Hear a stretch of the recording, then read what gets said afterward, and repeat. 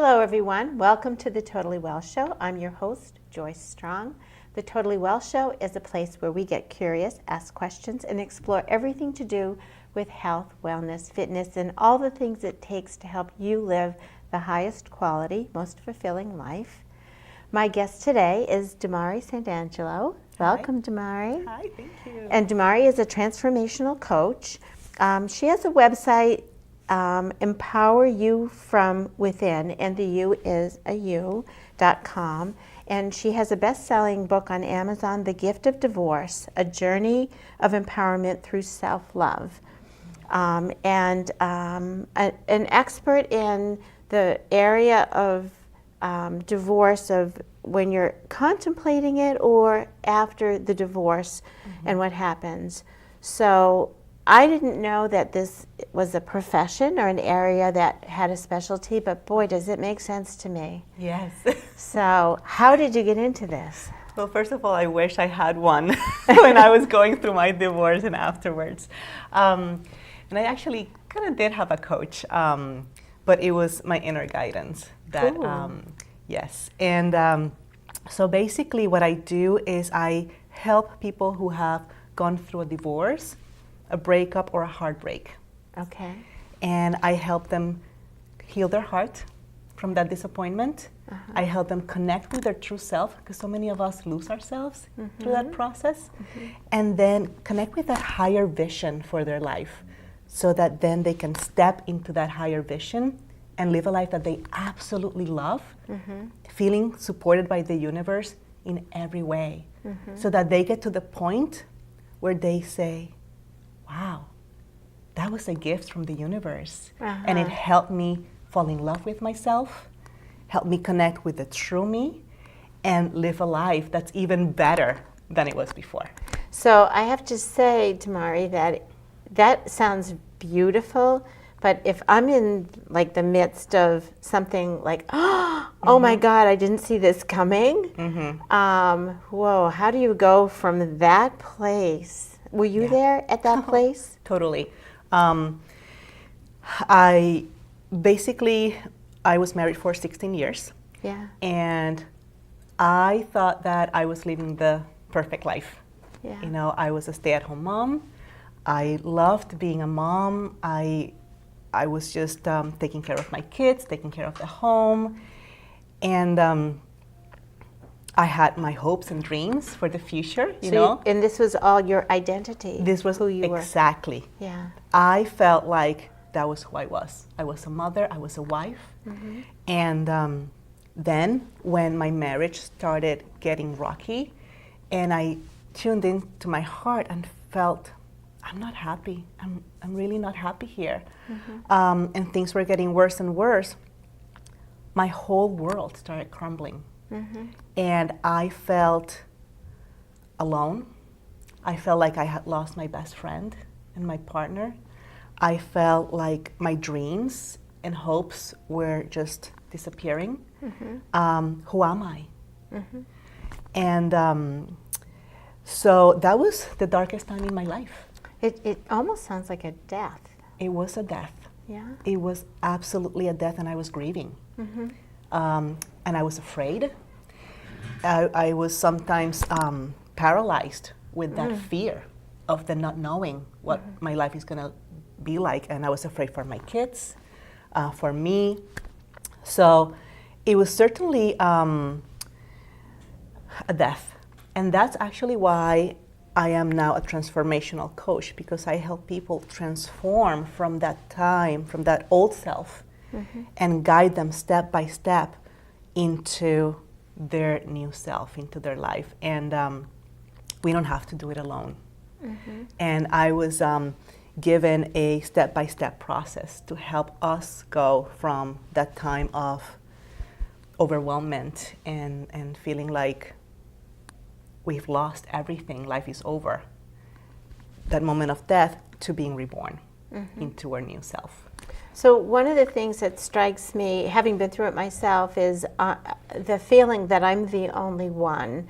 Like I feel very much focused on me and my problem, and not realizing how common this is, just how common Divorce these days is so common. It's actually about 50% of first marriages end up in divorce. Wow. Which is astonishing. Yeah. And all these people, they get together thinking it's gonna be forever. Yeah. Right? Yeah. And then things happen, and our lives just take a different turn. And then when those people get married again, second and third divorces, the percentage is even higher, 65 or over. That surprises me. Yeah. It is. Yeah. And the thing is that we tend to think that we're alone going through this. And the truth is that we're not. And that was one of the things that helped me really turn this darkest time into my life into the brightest, because I'm living the time of my life right now. It's amazing. I can tell just looking at your face. Oh my gosh. If I had known what it was going to be like now, I would not have cried so much. Oh, back wow. then. Yeah. And what I learned is that we're not alone. We have people around us that are able to help, but we also have a higher power that can help us. And this was interesting because while I was a stay-at-home mom, I had the time to focus on my other passion, besides my kids. And my other passion was, or is still, connecting with the spiritual world, connecting with what some people call our soul, angels, guides, the universe, God. There's so many names, and it really doesn't matter what you call it. I really call it divine love. It's like that's the language that we speak. It's divine love.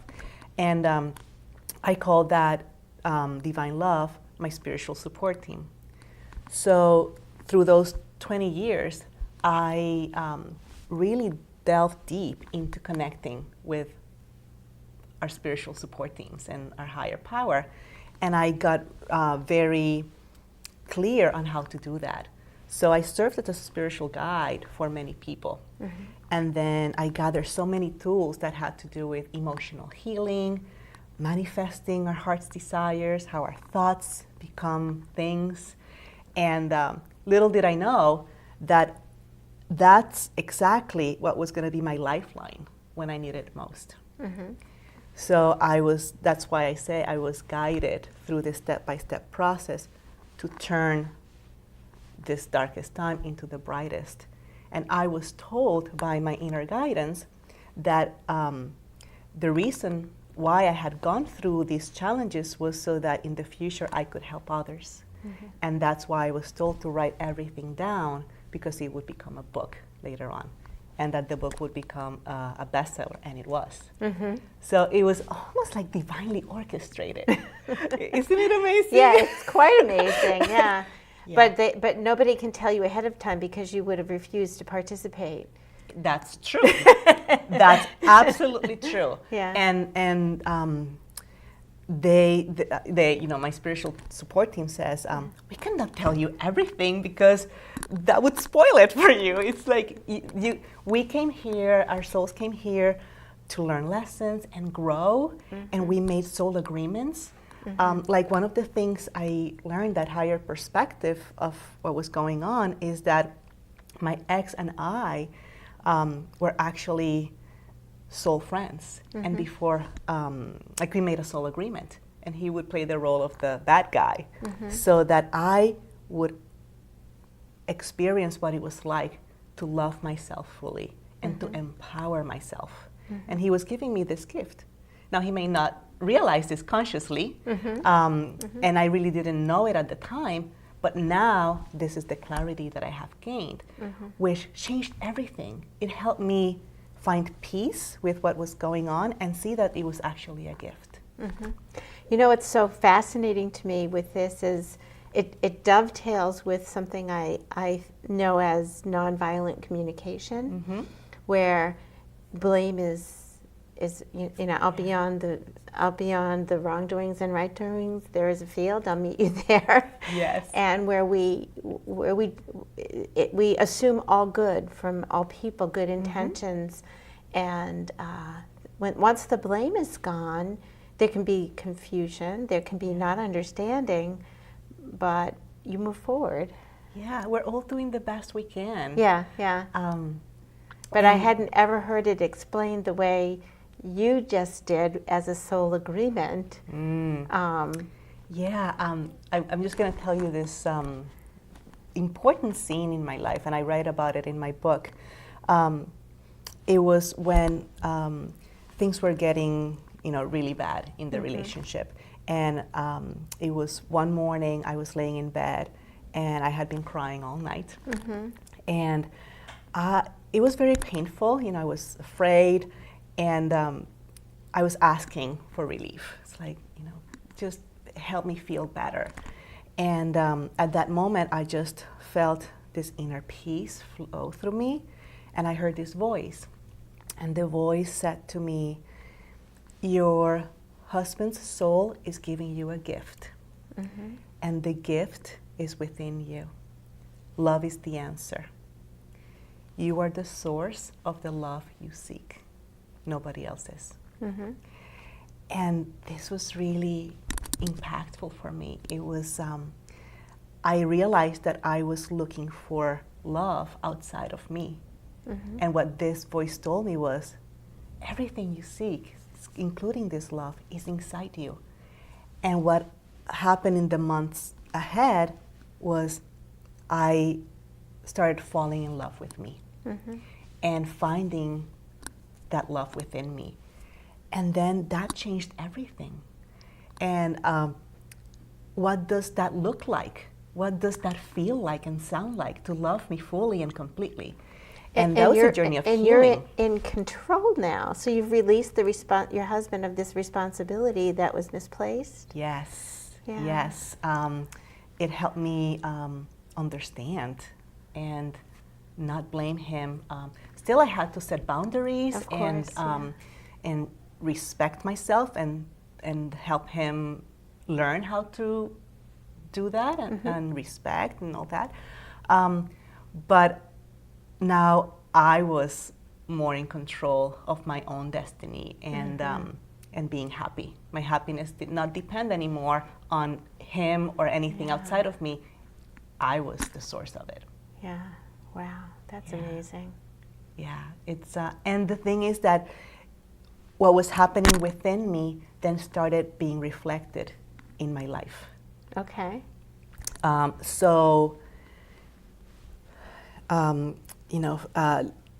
I fast forward, and right now, many of the things that were not working in my life back then are so amazing right now. So, for example, one of the things that I was afraid of was going through the divorce is, where am I going to live? And I was guided to this beautiful place that it was even better than I imagined. What's going to happen with my kids? Are they going to suffer because now their parents are not going to be together? Well, now the relationship that my kids have with each one of us is even better than it was before, and they're thriving at school. They're so happy. I was over $80,000 in debt.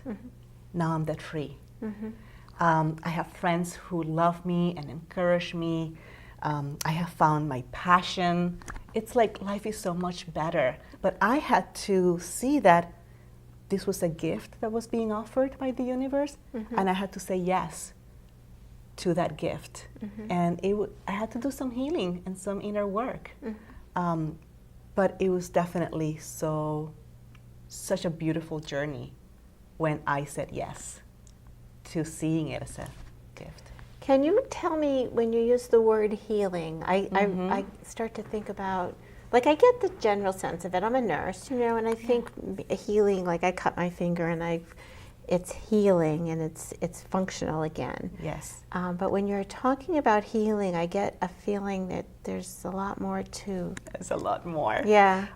So healing, it's such a big component of of the opportunity that's being given to us with any challenge, any disappointment, and especially something as big as a divorce or a major breakup or a heartbreak. It physically hurts our heart. So when I say healing, I actually mean looking at those emotions that are within us, anything from pain, anger, guilt, fears, feeling that we're not good enough, that we're not loved, feeling abandoned, all those negative feelings that it's like, oh, it hurts my heart just to go there. What I learned is that all those are parts of us that are asking to be loved. They're asking to be healed and brought into a level of wholeness and peace and love. So that's actually one of the things that I focus on during my work, is looking at those parts of us who are hurting and bringing them up to the surface, because many of us just suppress them. I don't have time for that. It hurts too much. I don't even want to go there. I don't know how to deal with those. But what happens is when we don't address those emotions, they're still in our energy. So we keep attracting similar experiences and people that trigger those, so that we can actually look at them and heal them. So if we don't address it, for example, we may end up with another relationship, but it's a very similar relationship than the one we just left, because it has a lesson for us, right? From a soul perspective, we came here for growth and to learn, and those are the signs from the inside of us saying, yes, this is why you are going through this, so that you can heal yourself and bring that part of you back to love. So it's an emotional healing. So if I understand it correctly, then let's see if I can put it in different words for me. So if I have a belief about myself that I'm stupid, or that I'm not pretty, or whatever, I have that belief, and if I don't dig a little deeper into that sense of inadequacy, or I'm unlovable, or whatever, then the universe is going to send me the same book, 2.0 or whatever, another version. But that same book is going to keep coming back to me for that lesson, to say your initial premise or your initial story was made up. Exactly. It was invented. It was invented. It's not true. Maybe because of some early trauma or something that happened, or just circumstance. I grew up in the 50s and 60s, and that's what was around me then. Absolutely. So that story needs to change. So that you can actually bring the higher truth to that little girl who feels unlovable, not beautiful, not worthy. Oh, I love that. And so those feelings, because when you think of that, it hurts. Yeah. And when it hurts, that's your sign. There's something in there for you to look at. Yeah. And all those are limiting us to live the life we came here to live. We came here to experience our truth. And our truth is that, oh my gosh, we are love. We are amazing. We're magnificent. We're beautiful. We have access to all the abundance, and basically we deserve to live our heart's desires. So if there is something within you that's like, oh, I wish this were true, that wish is your soul calling you to actually experience it and go for it. But then we have all these limiting thoughts that come from our childhood, our society telling us it's too good to be true.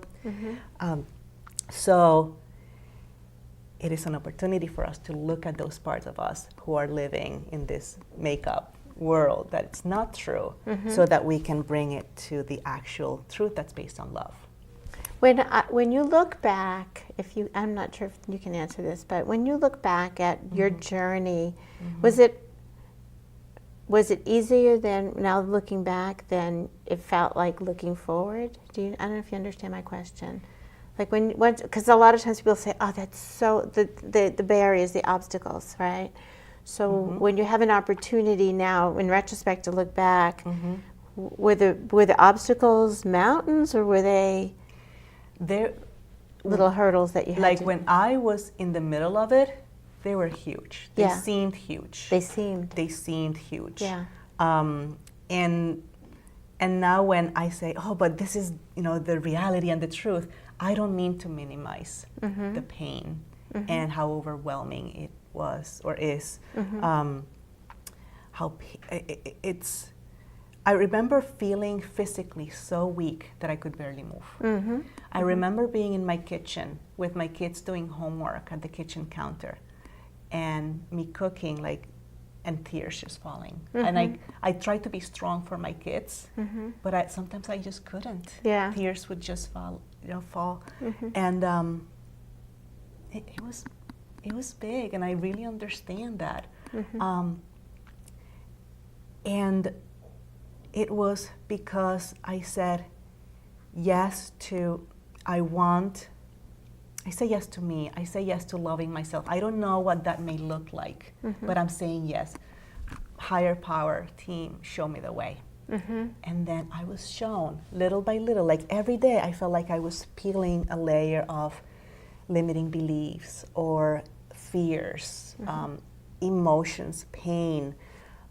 And I was shown, because I was applying these tools that I had learned before, even through the pain, I was shown how I was repeating patterns that I had learned from my childhood. Like I had become my mother. Like, what? My mother? No! But there I was, subconsciously repeating the patterns. And then I said, oh my gosh, I'm choosing to stop that right now. I want to become an even greater version of me. And then little by little, it became easier. And I was told, go out for walks. And I called them my creation station walks. Yeah, because that's nice, yeah. I would focus on the life that I wanted to live. And I even invented a little song for myself that I would sing when I was walking. And it was almost... I forget what it was right now, but it was like a little silly song that I would actually even sometimes dance or skip through it as I was going on my walks. I love that. And I would envision what my life would be like. Yeah. And then I was saying, thank you, universe. I don't know how I'm going to get there, Yeah. but I'm saying yes, show me the way.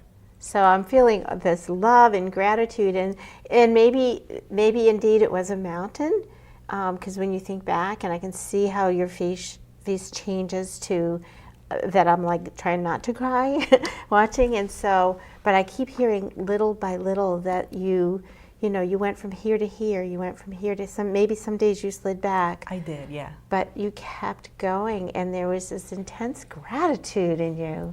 Yes, yeah. A leap of faith too. Yes, and listening and going within to connect with my inner guidance and choosing love. Yeah. Basically, I was choosing love. Yeah. And like you said, with the nonviolent communication, Yeah. that extends to the other people. I was choosing love for myself first, and then I was choosing to stay in love with that person, with my husband, even though it felt like I was being attacked or I was being abandoned or all these things that happen. It's just the details. We all have our story. Yeah.